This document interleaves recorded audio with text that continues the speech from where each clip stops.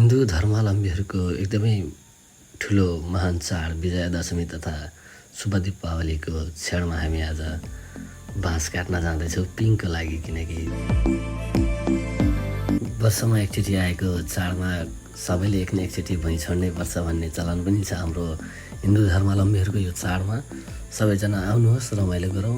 बाँस काट्दैछौँ, बाँस काट्न जाँदैछौँ हामीहरू करैया सामुदायिक वनको वनमा हामी जाँदैछौँ।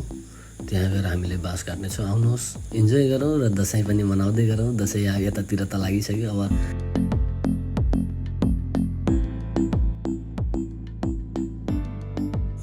साँच्चै यति राम्रो दृश्य यहाँका वन समितिका सदस्यहरूले यति राम्रो कार्य गर्नुभएको छ कि यो वनलाई अझै सुन्दरता थप्नु भएको छ। वन त आफैमा सुन्दर एउटा चिज हो, त्यसैमा पनि अझै सुन्दरता थपिदिनु भएको छ।